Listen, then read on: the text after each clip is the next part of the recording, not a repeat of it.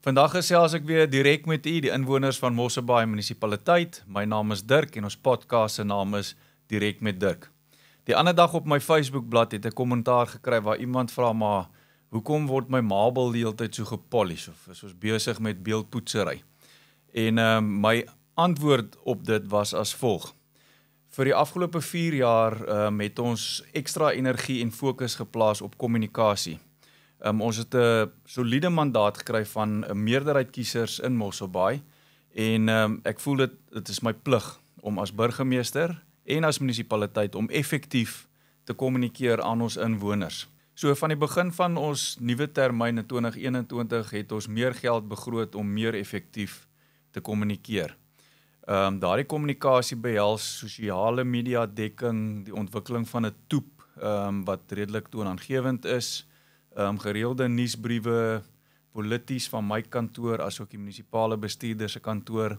Ons het webwerwe, my webwerf nie so lank al bestaande soos die munisipale webwerf, maar daar's webwerwe in plek, dan is daar radio-onderhoude.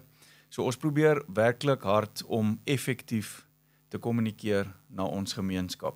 Natuurlik is hierdie potgooi ook deel van ons poging om beter en meer effektief direk met u te kommunikeer. So daar's ook natuurlik gedurende tyd kommunikasie vanuit my kantoor, mense wat my besoek, kommunikasie met verskillende groepe, belastingbetalersverenigings, en ek kan miskien ietsie meer rondom belastingbetalersverenigings in Mosselbaai sê voordat ek bietjie gesels rondom ons munisipale begroting. Vir baie jare het Mosselbaai munisipaliteit en my kantoor in hierdie termyn ongelooflike gesonde en goeie verhoudinge met verskeie belastingbetalers, verenigings in Mosselbaai. Ek kan terugdink aan net 2 weke gelede het ek met die Glentana belastingbetalersvereniging vergader. Daar was verskeie gesprekke vooraf, daar was verskeie terreinbesoeke, maar daar's 'n duidelike mandaat van daardie spesifieke asook ander belastingbetalersverenigings. So soms ontvang ons wel, veral in die afgelope maande, verskeie kommunikasie van nuutgesigte belastingbetalersverenigings.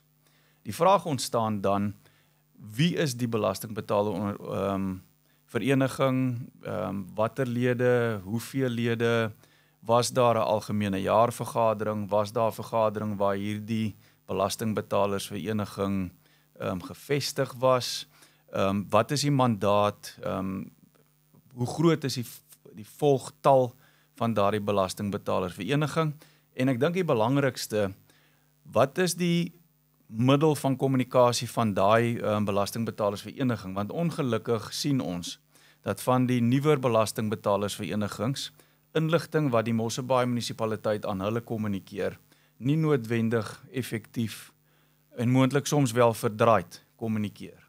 Die volgende bekommernis rondom hierdie nuut gevestigde belastingbetalersverenigings is daar enige politieke motief. En ongelukkig is dit die geval waar verskeie politieke uitsprake gemaak word en die gevoel ontstaan dan, of die vraag ontstaan dan, is hierdie 'n nuwe quasi-politieke party.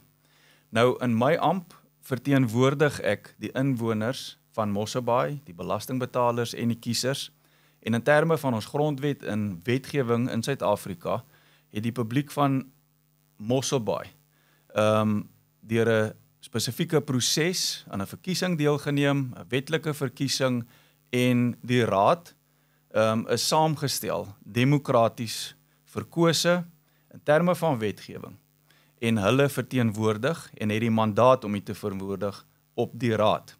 Dit is basies dan die oorsig, bevoegdheid of die mondstuk van die gemeenskap wat dan binne die raad dien. En daarom is dit ook belangrik dat die raad en myself effektief terugkommunikeer.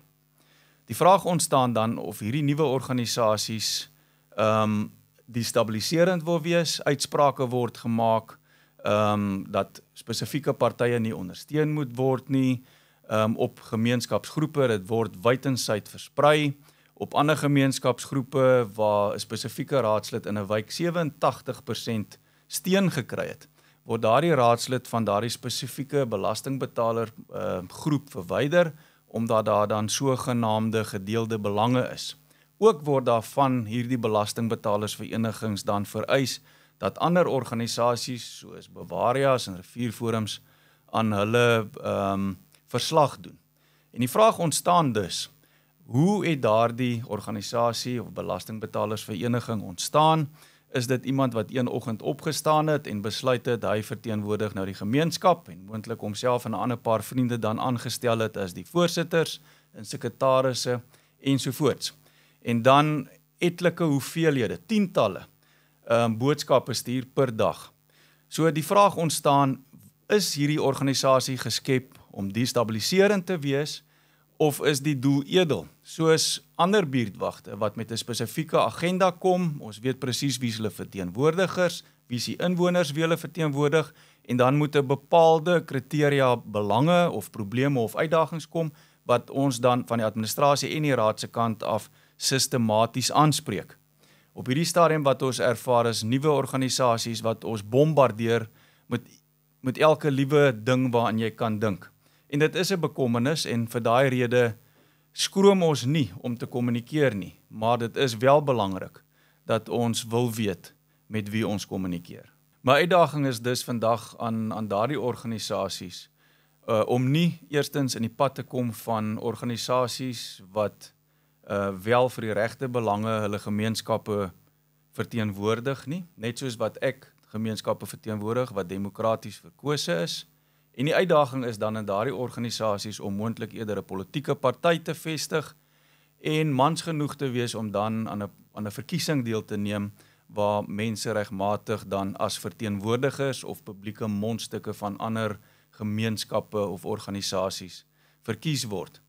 Een van die uitsprake byvoorbeeld wat of kommunikasies wat oor die naweek versprei was, wat van hierdie wanvoorstellings bevat, is die feit wat versprei word dat die munisipale belasting, eiendomsbelasting volgende jaar met 13% gaan styg. My uitdaging is dus aan daardie belastingbetalersvereniging om asseblief vir ons te wys hoe hulle by daardie bedrag uitgekom het, wie dit aan hulle kommunikeer het. Want dit is 'n wanvoorstelling en wat my aanbetref is die doel rondom dit om te destabiliseer. Ook word daar gereeld gevra deur van hierdie groepe om finansiële bydraes te maak en ek sal die publiek aanraai om baie mooi daaroor te dink om sogenaamde war chests te vestig. En die vraag is dan, is die doelwit dan nou om 'n Knysna 2.0 te bewerkstellig in Mosselbaai, waar alles relatief goed werk, ons is nie perfek nie, maar daar is stabiliteit in Mosselbaai en ons werk hard om dit so te hou. Terwyl ons van eiendomsbelasting praat en ons volgende begrotingssiklus, kan ek dalk noem dat ek vir die afgelope 12 jaar dien op die Mosselbaai se munisipale raad. Ek was eers 'n wijkraadslid, daarna het ek gedien as die onderburgemeester, wijkraadslid, asook die burgemeesterskomitee voorsitter vir koöperatiewe dienste en in daai tyd het ek ook studeer om my graad te kry in publieke administrasie. En ek kan hierdie versekering gee dat 'n munisipale begroting is 'n komplekse proses waar ons met verskeie stukke wetgewing werk, maar ek kan nie ook die versekering gee dat ek oor die afgelope 12 jaar deurentyd gesien het hoe dit al hoe moeiliker word vir ons munisipaliteit en vir munisipaliteite rondom ons om hulle begrotings te laat klop, om funded budgets te hê, as ek die Engelse term mag gebruik, en natuurlik die enorme effek van energieverkope, die nasionale fiskus wat onder druk is, provinsie wat minder grant funding beskikbaar stel, ook as gevolg van nasionale befondsing wat afgewentel word van hulle, deur middel van die equitable share, ensovoorts. So die afgelope jaar het ons werklik 3-4 maal teruggegaan na die tafel, weer gesny, weer deur die begroting gewerk, en daar gaan werklik ure en ure se werk in so 'n munisipale begroting. So van die stukke wetgewing waarbinne ons werk is die MFMA, of die Municipal Finance Management Act, of die stelselswet, wat al die publieke deelname en die prosesse uiteensit, dan is daar natuurlik DORA, die DORA-wetgewing, wat van hierdie grant funding bepaal, daar is die Property Rights Act, en dan is daar verskeie sirkulêre wat van tesourie versprei word, wat ons aan moet voldoen, en dan is daar nog so 1 of 2 stukke wetgewing ook betrokke. So vir enige begroting gaan daar baie beplanning in en in 'n munisipaliteit is daar lang tydperk of 'n tydsraamwerk waarbinne ons moet werk. Ons beplan ook vir 'n 3-jaar siklus, ons noem dit die M-tref, ek wil nie te veel daarin gaan nie. Maar so ons begin reeds in Julie maand van hierdie jaar vir volgende jaar se begroting wat teen 30 Junie dan goedgekeur moet word. So wat eerstens gebeur is 'n plan, ons werk binne 'n plan. Binne tydsraamwerke dan gaan daai plan na die direkteure, al jou direkteure beplan binne die plan. Dan hier rondom Desember word daar vergader en ons noem dit 'n budget steering komitee waar ons begin kyk na die begroting of alles al klop. En dan in Maart maand in die daaropvolgende jaar gaan daardie item na die raad en dan word 'n konsep begroting goedgekeur. Dan het die publiek kans om gedurende April en Mei hulle insette te lewer.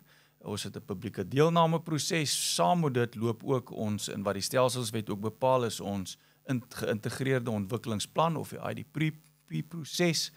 Hoor ons dan ook wat is die behoefte van die gemeenskap en dit word dan in ag geneem. Dan word ons konsepbegroting gestuur na nasionaal en provinsiale tesourie wat dan terugvoer gee en teen 13 Junie dan van die volgende jaar word daardie begroting dan met die publiek se insette deur die raad goedgekeur. So na afloop van die goedgekeurde begroting het die burgemeester in terme van wetgewing 28 dae om dan die SDBIP of die Service Delivery Budget Implementation Plan goed te keur.